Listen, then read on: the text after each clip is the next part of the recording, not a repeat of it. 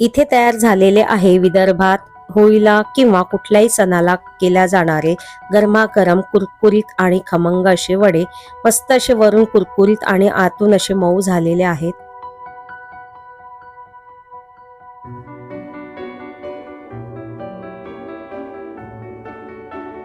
नमस्कार, मी प्रतिमाज किचन मध्ये आपलं सर्वांचं खूप खूप स्वागत. आज आपण आणखी एक विदर्भातील रेसिपी करणार आहोत, ती म्हणजे वड्यांचा प्रकार. तर विदर्भामध्ये खास करून चंद्रपूर जिल्ह्यामध्ये हे वडे होळी, पोळ्या किंवा कुठल्याही सणाला हमखास केल्या जाते. तर आज आपण लाखोळीच्या डाळीचे वडे करणार आहोत. यापूर्वी पण माझ्या चॅनलवरती लाखोळीच्या डाळीच्या वड्यांची रेसिपी दाखवलेली आहे आणि त्याला भरभरून प्रतिसाद मिळालेला आहे. ज्यांनी कोणी ही रेसिपी नाही बघितली असेल त्यात मी आय बटन मध्ये लिंक देते, नक्की बघून घ्या. आजची हे वड्यांची रेसिपी खूप छान आहे. ज्यांना लाखोळीची डाळ माहिती नसेल त्यांनी ही रेसिपी आवर्जून बघावी. वडे खूप छान लागतात, अगदी खमंग होतात आणि वरून असे कुरकुरीत आणि आतून असे मऊ होतात. रेसिपीला सुरुवात करण्याआधी जर तुम्ही माझ्या चॅनलवरती नवीन असाल तर माझ्या चॅनलला लाईक आणि सबस्क्राईब करायला विसरू नका. चला तर आपण रेसिपीला सुरुवात करूया. सर्वात आधी तर वडे करण्यासाठी मी इथे 1 वाटी लाखोळीची डाळ घेतलेली आहे. ही लाखोळीची डाळ खास करून चंद्रपूर जिल्ह्यामध्ये मिळते आणि त्याच्या आजूबाजूच्या भागामध्ये पण मिळते. किराणा मालाच्या दुकानामध्ये सहजपणेही मिळते. ही डाळ थोडीशी तुरीच्या दाण्यांसारखी दिसते आणि त्याचे दाणा जो आहे तो असा तुटका असतो. ही डाळ पौष्टिक पण असते आणि त्याचे वडे खूप रुचकर लागतात. या डाळीचे वडे खूप पूर्वीपासून विदर्भामध्ये हमखास सणाच्या दिवशी केल्या जातात. वडे करण्यासाठी 1 वाटी डाळ मी सर्वात आधी इथे एका भांड्यामध्ये टाकून घेतलेली आहे. त्यानंतर आपल्याला घ्यायची आहे मसुराची डाळ. तर मी मसूरची डाळ अर्धी वाटी घेतलेली आहे आणि नंतर घेतलेली आहे चना डाळ, ती पण अर्धी वाटी घ्यायची आहे. आता या सगळ्या डाळी आपण छान स्वच्छ धुवून घेऊ आणि पाणी काढून घेतल्यानंतर परत डाळ भिजेल एवढं आपल्याला त्यामध्ये पाणी टाकायचं आहे आणि ही डाळ आपल्याला 4 ते 5 तास अशीच भिजत ठेवायची आहे, जेणेकरून डाळ छान भिजल्या जाईल. डाळ व्यवस्थित भिजली की वडे पण छान होतात. तर यामध्ये तुम्ही मुगाची डाळ सुद्धा टाकू शकता, पण मी यामध्ये मुगाची डाळ वापरलेली नाहीये. तर 4 ते 5 तासानंतर तुम्ही इथे बघू शकता की डाळ मस्तपैकी अशी छान भिजलेली आहे. आता ही डाळ आपल्याला चाळणीमध्ये पाणी निथळण्यासाठी काढून घ्यायची आहे. चाळणीमध्ये काढून घेतल्यानंतर 10 ते 15 मिनिट त्याचं पाणी निथळू द्यायचं आहे, म्हणजे डाळ पूर्णपणे छान कोरडी होईल. 10 ते 15 मिनिटांनंतर बघूया की ते डाळीचं पाणी छान निथळलेलं आहे आणि डाळ पण छान कोरडी झालेली आहे.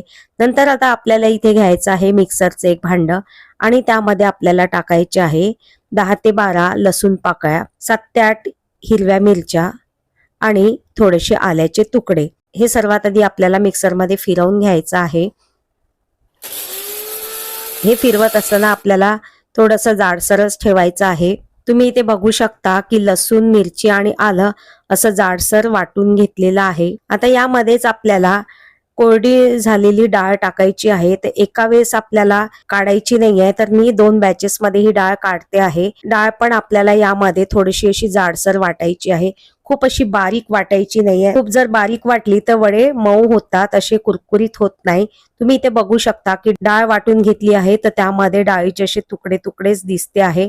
आता ही वाटून घेतलेली डाळ आपल्याला एका भांड्यामध्ये काढून घ्यायची आहे आणि परत उरलेली जी डाळ आहे ती परत आपल्याला अशीच जाडसर मिक्सरमध्ये वाटून घ्यायची आहे. इथे पण आपली आता दुसऱ्यांदा डाळ छान जाडसर अशी वाटून झालेली आहे. ही पण आपण या भांड्यामध्ये काढून घेऊया.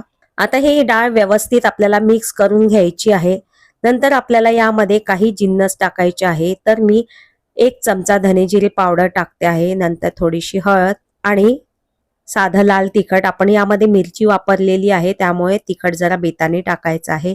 नंतर चवीनुसार मीठ. मग आपल्याला टाकायचं आहे पोहे खायच्या चमच्याने 1 चमचा पांढरे तीळ आणि थोडासा ओवा. ओवा टाकताना कधी पण असा हातावरती कुस्करून घ्यायचा, म्हणजे वड्यांना छान चव येते.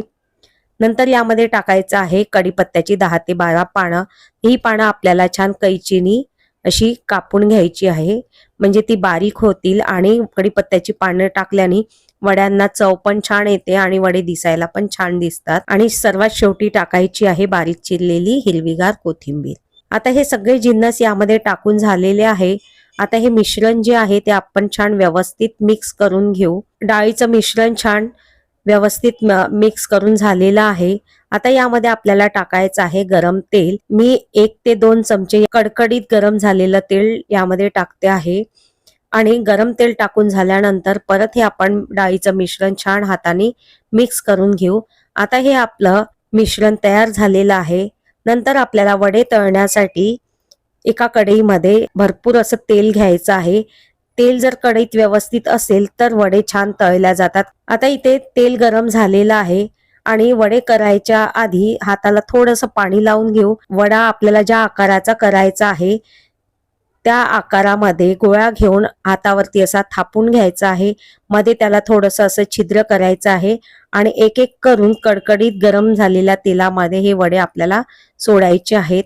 गॅस इथे जास्त ते मध्यम असा ठेवायचा आहे. वडे टाकताना गॅस जास्त ठेवायचा आणि नंतर मग मध्यम करायचा. जास्त गॅसवरती हे वडे तळले तर वरून लाल होतात आणि आतून कच्चेच राहतात. म्हणून आपल्याला मध्यम गॅसवरतीच हे वडे तळायचे आहे. एका बाजूनी वडे छान झाले की दुसऱ्या बाजूनी मग आपल्याला पलटवायचे आहे आणि दोन्ही बाजूनी असे वडे छान आपल्याला डार्क तांबूस रंगाचे तळून घ्यायचे आहे. अशा पद्धतीने आज आपण हे लाखोळीच्या डाळीचे मिश्र डाळीचे वडे करून घेतलेले आहे. तुम्ही इथे बघू शकता की हे वडे मस्त असे वरून कुरकुरीत आणि आतून असे मऊ झालेले आहेत. वडे मस्त खमंग झालेले आहेत. रंग पण सुरेख आलेला आहे आणि चवीला तर हे वडे खूप छान लागतात. हे वडे तुम्ही कशाही सोबत खाऊ शकता किंवा नुसते पण खाऊ शकतात. कढीमध्ये टाकून तर हे वडे खूप छान लागतात. विदर्भामध्ये कुठल्याही सणाला हे वडे आवर्जून केल्या जातात. तुम्हाला जर लाखोळीची डाळ नाही मिळाली तर तुम्ही याऐवजी दुसरी पण डाळ वापरू शकता. पण लाखोळीच्या डाळीनीच या वड्यांना चव खूप छान येते. आजची ही रेसिपी आवडली असेल तर माझ्या चॅनलला लाईक करा, सबस्क्राईब करा आणि जास्तीत जास्त शेअर करा. पुन्हा भेटूया अशाच नवनवीन साध्या सोप्या आणि झणझणीत रेसिपींसह. तोपर्यंत बाय बाय.